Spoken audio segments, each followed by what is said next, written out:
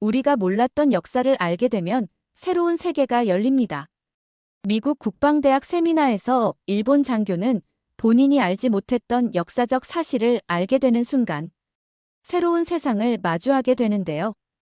그 놀라운 이야기 지금부터 시작하겠습니다. 세계 3대 해전 지휘관은 넬슨, 야마모토, 그리고 이순신입니다. 순간 제 귀를 의심했습니다. 미국 국방대학 세미나에서 한국계 미군 장교 김준호 소령의 발언에 충격을 받았습니다. 일본 해상자위대 20년 경력의 다카하시 료스케 대령인 제가 해군 역사에 무지하다니요. 이순신이란 이름은 정말 처음 들었습니다. 김준호 소령은 이순신이 임진왜란 당시 일본 함대를 물리친 조선의 해군 지휘관이며 특히 명량해전에서 13척으로 330척을 물리쳤다고 설명했습니다. 강의실이 술렁였습니다. 그런 비율은 말도 안 되는 것이었죠. 군사 전략가로서 그런 숫자는 불가능하다고 판단했습니다. 일본 해군사에도 기록이 있을 텐데 의심스러웠습니다. 김준호 소령은 패배한 전투는 역사에서 축소되지만 일본 측 사료 조선정벌기에도 명량해전 패배가 기록되어 있다고 말했습니다. 그 순간 제 자존심이 상했습니다. 해군 역사를 전공한 제가 이런 중요한 사실을 모른다는 것이 부끄러웠습니다. 세미나 후 김준호 소령에게 자료를 부탁드렸고 그날 밤 호텔 방에서 이순신에 관한 자료를 찾아보았습니다. 한산도, 명량, 노량해전 모두 조선 수군이 승리한 전투였습니다. 그의 전략적 혁신 하객진 전법, 거북선, 조류 활용 전술이 놀라웠습니다. 야마모토와 넬슨은 잘 알지만 이순신은 모른다는 사실이 단순한 지식 부재가 아닌 국가적 자존심과 역사 인식의 문제였습니다. 다음 날 세미나에서 김준호 소령의 발표를 더 주의 깊게 들었습니다. 그의 설명에 따르면 이순신은 단순한 군인이 아닌 발명가, 전략가, 리더였습니다. 그날 밤 호텔 방으로 돌아와 결심했습니다. 일본으로 돌아가 이순신에 대해 더 깊이 연구하기로 했습니다. 이것은 단순한 호기심이 아닌 군인으로서, 역사가로서의 책임감이었습니다. 도쿄 자택에서 이순신의 난중일기 영역본을 읽는 제 모습이 한 달 전에는 상상도 못했을 일입니다. 신에게는 아직 12척의 배가 있습니다. 이 구절에 충격받았습니다. 12척으로 300여 척에 맞서겠다는 결의였고 그는 실제로 승리했습니다. 이순신의 삶을 따라가며 더 놀라웠습니다. 그는 2차례나 무고한 모함으로 파직되었고 고문까지 당했습니다. 사형 직전까지 갔다가 목숨을 건졌습니다. 그런데도 복권된 후 정치적 행보가 아닌 오로지 나라 구하기에만 몰두했습니다. 심지어 자신을 모함한 원균이 전사하자 정중히 장례를 치러주기까지 했습니다. 메모지에 이순신 vs 야마모토라고 적으며 비교해보았습니다. 야마모토는 국가의 전폭적 지원을 받았지만 이순신은 겨우 10여 척과 모집한 수병들 뿐이었습니다. 야마모토는 미드웨이에서 패배 후 전사했고 이후 일본 해군이 무너졌지만 이순신은 끝까지 단 한 번도 패배하지 않았습니다. 그의 마지막 말 적에게 승리하기 전까지는 나의 죽음을 알리지 말라가 인상적이었습니다. 서재벽에 걸린 야마모토 초상화를 보며 부끄러워졌습니다. 패자의 역사만 기억하고 승자의 지혜는 배우지 못했던 것입니다. 방위대학 도서관에서 찾은 임진왜란 자료에도 이순신은 조선 수군의 지휘관 정도로만 언급되어 있었습니다. 일본 교육에서 임진왜란은 도요토미의 대륙 원정으로만 배웠지 참패나 이순신의 위대함은 전혀 배우지 못했습니다. 동료 교수인 사토 교수에게 이순신에 대해 물었지만 그도 자세히 알지 못했습니다. 솔직하게 이순신은 배워야 할 인물이라고 그의 전략과 리더십, 윤리의식이 시대를 초월한 가치가 있다고 말했습니다. 한국에 가서 이순신의 흔적을 직접 따라가기로 결심했습니다. 일본 해상자위대 장교가 임진왜란 영웅을 연구한다는 것이 이상해 보일 수 있지만 이미 학문적 호기심을 넘어선 사명감이 생겼습니다. 국적은 중요하지 않습니다. 진정한 전략가의 본질을 배우는 것이 제 사명이었습니다. 한국행 짐을 꾸리며 아내 미호에게 계획을 설명했습니다. 그녀는 조선 장군을 일본 사람이 왜 연구하냐며 직업상 불리하지 않을까 걱정했습니다. 하지만 역사는 국경을 넘어 배워야 한다고 군인이라면 적의 전략에서도 배워야 한다고 설득했습니다. 동료 야마구치 소령은 언론에 알려지면 전 침략국 장교가 이순신 연구라는 헤드라인이 나올까 걱정했습니다. 이해했지만 결심은 확고했습니다. 이건 학문적 연구이며 역사에서 배우지 않으면 같은 실수를 반복한다고 말했습니다. 공항에서 한국어 기초 회화책을 펼쳐보았습니다. 한글은 생소했지만 발음은 생각보다 어렵지 않았습니다. 이순신 연구회에서 통영에 도착하면 박철 박사가 안내해준다는 메일을 받아 설렜습니다. 비행기에서 난중일기를 읽으며 한 사람의 목숨이 중하지 아니한 것은 아니나 나라의 안위가 달려있으니 어찌 목숨을 아끼겠는가라는 구절에서 진정한 군인 정신을 느꼈습니다. 인천공항에서 박철 박사를 만나 통영으로 향했습니다. 그는 일본에서는 임진왜란을 어떻게 가르치냐고 물었고 솔직하게 도요토미의 대륙 원정 정도로만 간략히 배운다고 답했습니다. 패배 사실도 제대로 다루지 않는다고요. 박철 박사는 역사는 승자의 기록이자 패자의 교훈이라고 말했습니다. 처음 방문한 한국은 예상보다 현대적이고 세련되었습니다. 일본과 비슷하면서도 다른 분위기였습니다. 박철 박사는 통영의 삼도수군 통제영과 한산도 그리고 명량해협 방문 일정을 계획해 주었습니다. 특히 명량해협은 열세척으로 330척을 물리친 기적의 현장이었습니다.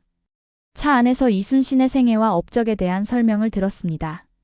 그가 뛰어난 장수뿐 아니라 행정가이자 시인이었다는 사실, 난중일기의 전투 기록 외에도 자연 감상과 가족 그리움이 담겨 있다는 점이 인상적이었습니다. 단순한 군인이 아닌 풍부한 인간성을 가진 지식인이었습니다. 통영에 도착해 충무김밥을 먹으며 내일 일정을 확인했습니다. 이순신이 항해했던 바다를 직접 경험한다는 생각에 기대되었습니다. 호텔 창문으로 바다를 바라보며 적장의 흔적을 찾아가는 여정에 설렜습니다. 아침에 통영의 바다를 바라보며 통제영으로 향했습니다. 조선 수군 본부였던 이곳은 복원되어 박물관이 되었습니다. 거북선 모형이 가장 먼저 눈에 들어왔습니다. 세계 최초 장갑함이라 불리는 거북선을 실제로 보니 감회가 새로웠습니다. 거북선의 구조를 살펴보며 400년 전에 이런 혁신적 함선을 설계했다는 사실에 놀랐습니다. 이순신은 단순한 장수가 아닌 발명가였습니다. 그가 군인 되기 전 묵과 시험 준비하며 무기를 연구했다는 설명이 인상적이었습니다. 통제영의 전시물들 마이너스 판옥선 모형, 이순신의 지도와 무기들, 그의 친필 편지와 문서들을 보았습니다. 그의 필체에서 군인의 강인함과 학자의 섬세함이 동시에 느껴졌습니다.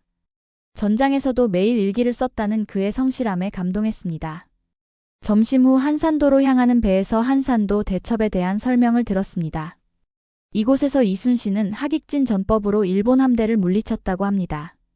바다 위에서 그 역사적 전투를 상상하며 전율을 느꼈습니다. 한산도에 도착해 재승당을 방문했습니다. 이순신이 머물던 지휘소였습니다. 소박하면서도 기품 있는 건물이었고 그가 사치를 멀리하고 백성의 고통을 외면하지 않았다는 이야기가 감동적이었습니다. 재승당 뒤 전망대에서 바라본 바다는 장관이었습니다. 이순신이 매일 이곳에서 조류 변화, 날씨 변화, 적선 동향을 관찰했다니 그의 전략적 천재성이 이해되었습니다. 복잡한 수로와 작은 섬들, 변화무쌍한 조류. 이 지형에 익숙지 않은 일본 수군은 분명 불리했을 것입니다. 저녁에 박철 박사와 막걸리를 마시며 이순신의 리더십에 대해 들었습니다. 그의 가장 인상적인 면은 인간에 대한 이해와 공감 능력이었습니다. 엄격한 군인이면서도 부하들의 고충을 이해하고 백성들의 아픔에 공감했다는 점이 현대 리더십에도 중요한 덕목이라 생각했습니다. 호텔로 돌아와 창밖의 통영 밤바다를 바라보며 생각했습니다. 적국의 장수를 연구하러 왔지만 적대감은 느껴지지 않았습니다. 오히려 한 군인으로서 다른 훌륭한 군인에 대한 존경심이 커져갔습니다. 적국이 아니라 동지였다. 비록 400년 전에는 적대적 관계였지만 지금 제게 이순신은 배움의 대상이자 본받고 싶은 선배 같은 존재였습니다. 다음 날 명량해협으로 향했습니다. 박철 박사에게 이순신이 왜 하필 그 좁은 해협을 선택했는지 물었습니다. 그는 이순신이 명량해협의 독특한 조류 패턴을 연구했다고 설명했습니다. 하루에 2번씩 조류 방향이 바뀌는 이 해협의 특성을 이순신은 완벽히 파악했지만 일본 수군은 이 지역 해류에 익숙하지 않았습니다. 자연을 아군으로 삼는 전략 정말 현명했습니다. 적보다 열세일 때 환경을 최대한 활용한다는 군사 원칙을 완벽하게 실천한 것입니다. 왜 12척만 남았을 때 전투를 선택했느냐는 질문에 박철 박사는 기다릴 시간이 없었다고 답했습니다. 당시 일본군이 육로로 북상 중이었고 수군이 저지하지 않으면 전쟁 판도가 완전히 바뀔 수 있었기 때문입니다.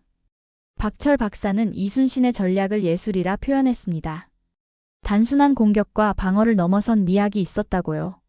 상황을 읽고 자연의 흐름을 따르며 최소한의 힘으로 최대 효과를 내는 마이너스 마치 동양 철학의 무의자연과 통하는 원리였습니다. 야마모토는 속도였고 이순신은 흐름이었다. 라고 생각을 말했습니다. 야마모토의 속전속결 전략과 달리 이순신은 상황의 흐름을 읽고 대응하는 유연한 전략가였습니다. 진도에 도착해 명량의 협을 보니 놀라울 정도로 좁았습니다. 최대 폭이 1km도 안 되어 보였습니다. 조류는 시속 10노트 18km/h 이상으로 매우 빨랐고 이런 곳에서 300여 척이 싸웠다니 상상이 안 됐습니다. 좁은 해협에서 일본 수군의 수적 우위는 오히려 단점이 되었을 것입니다. 이순신은 일부러 후퇴하는 척하며 일본 함대를 좁은 해협으로 유인하고 조류가 바뀌는 순간 반격했습니다. 작은 배를 빌려 직접 해협의 조류를 체험해보니 강한 해류에 배가 휘둘렸습니다. 전함을 조종하기 어려웠을 것이란 말에 박철 박사는 이순신이 수군을 매일 훈련시켜 이 해협의 조류에 완벽히 적응시켰다고 답했습니다. 이순신이 어떻게 부하들을 설득했느냐는 질문에 죽고자 하면 살 것이요. 살고자 하면 죽을 것이다라는 말로 동기부여했다고 합니다. 동서양을 막론하고 전쟁의 본질을 꿰뚫는 통찰이었습니다. 역사관에서 명량해전의 전개 과정을 살펴보며 이건 단순한 군사 전술이 아니라 한 철학자의 사유네요 라고 말했습니다. 박철 박사는 동의하며 이순신의 전략에는 자연과의 조화, 냉철한 분석, 인간 심리 이해가 깔려 있다고 말했습니다. 저녁에 이순신의 일상에 대해 들었습니다. 그가 가족을 아끼고 부하들의 건강과 복지에 신경 쓰며 시를 지어 마음을 달래기도 했다는 이야기가 인상적이었습니다. 냉철한 전략가의 이면에 따뜻한 인간미가 있었던 것입니다. 숙소에서 이순신의 전략을 현대 군사교육에 어떻게 적용할지 구상했습니다. 환경 적응력, 불리한 상황에서의 창의적 대응, 리더십의 중요성. 이런 가치들은 시대를 초월해 유효했습니다. 다음 날 여수의 거북선 복원 전시관으로 향했습니다.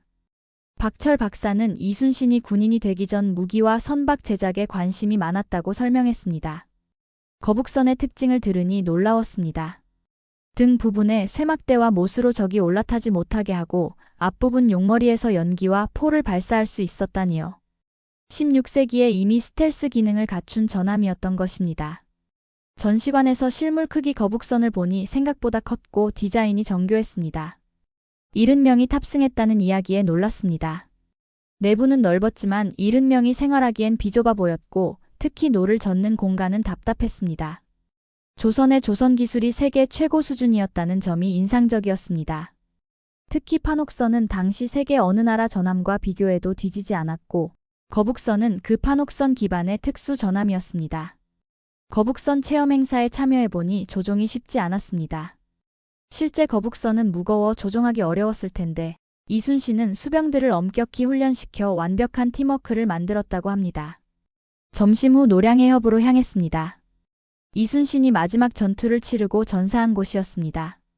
그의 마지막 말 전쟁이 한창일 때다. 내 죽음을 알리지 말라의 가슴이 뭉클했습니다. 자신의 죽음조차 전략적으로 활용한 그의 지혜와 헌신에 감동했습니다. 서울로 돌아가는 길 이번 여행을 정리했습니다. 처음엔 단순한 호기심으로 시작했지만 이제는 깊은 존경심을 느꼈습니다. 호텔에서 이순신의 전략과 리더십에 관한 강의를 개설할 계획을 세웠습니다. 우리는 무기를 만들었고 그는 무기를 통제했다. 일본의 군사기술주의와 이순신의 철학적 무장은 대조적이었습니다. 마지막 날 국립중앙박물관에서 이순신의 친필 유서와 난중일기 원본을 보았습니다. 명량해전 전날 쓴 일기 군사들이 적고 군량미도 부족하다. 하늘이 우리를 도울 것인가? 에서 그의 고뇌가 느껴졌습니다. 겉으로는 자신감을 보이지만 속으로는 불안과 두려움을 느꼈을 것입니다. 공항으로 가는 길, 이번 연구가 일본에서 어떻게 받아들여질지 고민했습니다. 적국 장수를 연구하고 존경한다는 사실이 불편할 수도 있겠지만 역사에서 배우는 것이 중요하다고 생각했습니다. 박철 박사와 작별 인사를 나누며 그는 제 연구가 한 일, 양국 역사 인식 개선에 도움이 되길 바란다고 말했습니다. 그 말에 감사했습니다. 이순신 연구가 단순한 학문적 발견을 넘어 양국 간 이해와 화해에 기여할 수 있다면 보람찬 일일 것입니다. 비행기에서 구입한 난중일기를 읽다가 신에게는 아직 12척의 배가 있습니다. 구절 앞에서 눈시울이 붉어졌습니다. 그런 상황에서 그런 결단을 내릴 용기와 신념, 진정한 리더의 모습에 감동했습니다. 일본으로 돌아와 연구를 시작했습니다. 한국에서 가져온 자료를 정리하고 도서관에서 임진왜란 관련 자료를 검토했지만 예상대로 이순신에 관한 언급은 거의 없었습니다. 새로운 자료를 만들기로 결심했습니다. 연구실에서 난중일기를 다시 읽다가 명량해전 직전 구절 앞에서 눈물이 났습니다. 절망적 상황에서도 포기하지 않는 의지, 나라와 백성을 위한 헌신. 그것이 진정한 군인 정신이라고 느꼈습니다. 논문을 작성해 학술지에 투고했고 채택되었습니다. 예상대로 다양한 반응이 있었습니다. 일부는 긍정적으로 평가했지만 일부는 적장을 미화한다며 비판했습니다. 하지만 흔들리지 않고 이순신의 전략에 관한 특별 강연을 진행했습니다. 1년 후 방위성에서 연락이 왔습니다. 국립방위대학 교과과정에 이순신의 전략을 포함시키는 방안을 검토 중이라는 내용이었습니다. 미국 세미나에서 이순신? 처음 듣는 이름인데요 라고 말했던 제가 이제는 일본 국방교육에 그의 전략을 도입하는 데 기여하게 될 줄은 상상도 못했습니다. 방위성에서 고위 관계자들과 만났습니다. 그들은 제 연구에 관심을 보이면서도 임진왜란에서 일본군을 물리친 장수라는 점이 논란이 될 수 있다고 우려했습니다. 차분하게 역사에서 배울 점은 국적을 떠나 배워야 한다고 설득했습니다. 결국 국립방위대학 해군전략사 과목에 이순신의 전략을 포함시키되 객관적이고 학술적인 관점에서 접근하기로 했습니다. 이순신의 전략을 일본 군사교육에 도입하는 첫 사례가 되는 것입니다. 첫 강의 날 80명의 해상자위대 장교 후보생들 앞에 섰습니다. 이순신이 조선의 장수였지만 그의 전략적 사고는 국적을 초월해 오늘날에도 가르침을 준다고, 특히 명량해협의 좁은 지형과 빠른 조류를 활용한 전략이 현대 해군에게도 교훈이 된다고 설명했습니다. 예상보다 긍정적인 반응에 놀랐습니다. 학생들은 특히 이순신의 적응력에 관심을 보였습니다. 자원이 부족하면 지형을 활용하고 병력이 적으면 전술로 극복했던 이순신의 유연한 전략 접근법은 오늘날 다양한 안보 위협에 대응하는 현대 해군에게도 중요한 교훈이었습니다. 그 후 이순신에 관한 강의는 방위대학 정규 과정이 되었고 일부 학생들은 그의 전략을 주제로 졸업 논문을 쓰기도 했습니다. 일본 해군전략연구소의 세미나에서도 이순신의 전략이 현대 해군에 주는 교훈에 대해 발표했습니다. 비대칭 전략, 지형 활용, 심리전 측면에서 그의 접근 방식이 여전히 유효함을 강조했고 많은 해군 관계자들이 관심을 보였습니다. 한국에서 열리는 국제해군 전략 심포지엄에 초청받아 일본 관점에서 본 이순신의 전략적 혁신이라는 주제로 발표하게 되었습니다. 서울에서 다시 박철 박사를 만났고 그는 제 연구에 진심 어린 지지를 보내주었습니다. 심포지엄에서 이순신은 단순히 조선의 영웅이 아니라 인류가 기억해야 할 위대한 전략가임을 강조했습니다. 그가 보여준 지혜와 용기, 헌신은 국적과 시대를 초월해 모든 이에게 귀감이 된다고 말했습니다. 발표 후 뜨거운 박수와 많은 질문이 이어졌습니다. 특히 한국의 젊은 해군 장교들이 제 연구에 큰 관심을 보였습니다. 왜 하필 이순신을 연구하냐는 질문에 솔직하게 답했습니다. 처음엔 단순한 호기심이었지만 연구를 진행할수록 그의 전략과 리더십이 시대와 국경을 초월한 가치를 지니고 있음을 깨달았다고, 특히 극한의 역경 속에서도 보여준 결단력과 창의성은 오늘날 모든 군인들에게 귀감이 된다고 말했습니다. 심포지엄 이후 더 많은 언론의 관심이 쏟아졌고 NHK에서는 적장에게 배우는 지혜라는 특집 다큐멘터리를 제작하기로 했습니다. 다시 한국을 방문해 통영, 한산도, 명량해협 등 이순신의 주요 전적지를 촬영팀과 함께 방문했습니다. 명량해협에 서서 카메라를 향해 말했습니다. 이곳에서 이순신은 13척의 배로 330척의 일본 함대를 물리쳤습니다. 단순한 군사적 승리를 넘어 이것은 인간 의지의 승리였습니다. 어떤 역경 속에서도 포기하지 않는 정신, 지형과 조류를 완벽하게 활용하는 지혜. 이것이 오늘날 우리가 이순신에게서 배워야 할 점입니다. 다큐멘터리 방영 후 일본 사회에서 이순신에 대한 관심이 크게 높아졌습니다. 일부 비판적 시각도 있었지만 대체로 새로운 역사 인식의 계기가 되었다는 평가가 많았습니다. 특히 젊은 세대들의 반응이 인상적이었습니다. 한 대학생은 과거를 객관적으로 바라보는 용기와 지혜를 배웠다며 한일 관계 개선을 위해 노력하고 싶다는 이메일을 보내왔습니다. 방위성에서 해상자위대 장교 양성 프로그램에 이순신의 리더십과 전략이라는 정규 과목을 개설하고 제가 책임 교수를 맡아달라는 요청을 받았습니다. 과거의 적장에서 배움의 대상으로 역사의 아이러니이자 진전이었습니다. 첫 수업에서 학생들에게 말했습니다. 여러분, 오늘부터 우리는 한 위대한 전략가의 지혜를 배울 것입니다. 그는 400년 전 우리의 적이었지만 오늘날 우리에게 소중한 교훈을 주는 스승입니다. 국적을 넘어 진정한 리더십과 전략적 사고가 무엇인지 함께 배워봅시다. 한 학기 동안 이순신의 주요 해전을 분석하고 그의 지휘 철학과 전술적 혁신에 대해 토론했습니다. 학기가 끝날 무렵 한 학생이 이순신이 오늘날 살아있다면 어떤 메시지를 전할지 물었습니다. 잠시 생각한 후 대답했습니다. 아마도 그는 국가와 국민을 위한 진정한 봉사가 무엇인지 깊이 생각하라. 어떤 역경 속에서도 정의와 의리를 지키고 지혜롭게 행동하라. 그리고 과거의 적이었던 이들과도 서로 배우고 존중하며 평화를 이루어가라고 말할 것 같습니다. 한국 해군사관학교에서도 초청 강연을 했습니다. 300명이 넘는 생도들 앞에서 처음 이순신 장군의 이름을 들었을 때 그를 몰랐습니다. 일본 해군사에서 배우지 않았기 때문이죠. 하지만 연구를 통해 그가 세계 해전사에서 뛰어난 위치를 차지하는 전략가임을 알게 되었습니다. 라고 말했습니다. 이순신 장군은 한국의 영웅이지만 그의 지혜는 국경을 초월합니다. 오늘날 우리는 과거의 적대관계를 넘어 함께 배우고 성장해야 합니다. 그가 조선을 지켰듯 우리는 함께 평화를 지켜야 합니다. 한일 공동연구팀을 구성해 동아시아 해전사의 재조명이라는 대규모 연구를 계획했습니다. 양국의 연구자들이 함께 역사를 객관적으로 바라보고 서로의 시각을 이해하며 공통의 지혜를 찾아가는 프로젝트였습니다. 첫 번째 한일 공동해전사 심포지엄 개회사에서 소감을 전했습니다. 400년 전 우리는 바다에서 싸웠습니다. 하지만 오늘날 우리는 같은 바다에서 지혜를 나누고 있습니다. 이것이야말로 역사가 우리에게 주는 가장 아름다운 선물이 아닐까요? 서재벽에 나란히 걸린 야마모토와 이순신의 초상화를 바라보며 생각했습니다. 두 위대한 해군 지휘관, 한때는 적이었지만 이제는 함께 배움의 대상이 된 두 인물. 그들이 대표하는 지혜는 이제 국경을 넘어 공유되고 있었습니다. 그가 조선을 지켰듯 우리는 평화를 지켜야 한다. 이 문장을 마음속으로 되뇌며 내일의 강의를 준비하기 위해 책상에 앉았습니다. 이순신의 이야기는 계속될 것이고 그의 지혜는 더 많은 사람들에게 전해질 것입니다.